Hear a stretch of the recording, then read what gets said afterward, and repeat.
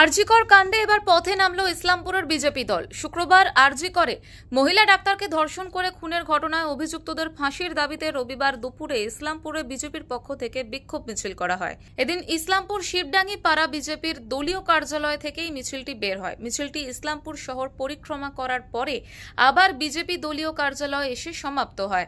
মিছিলে উপস্থিত ছিলেন বিজেপি জেলা নেতৃত্বের পাশাপাশি স্থানীয় নেতৃত্বরা।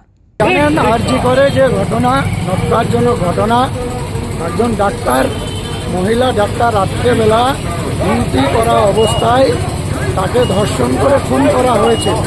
যে খুন করেছে সে তৃণমূল আশ্রিত দুষ্কৃতী এবং তার ছত্রছায়ায়, তৃণমূলের ছত্রছায়ায় আরও কয়েকজন রয়েছে। এদের সবার ফাঁসির দাবিতে আমাদের আজকে বিক্ষোভ কর্মসূচি।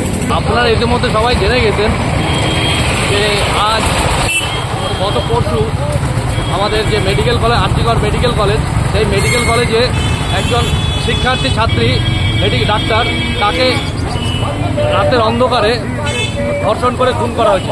তারই প্রতিবাদে আজকের আমাদের এই বিক্ষোভ মিছিল।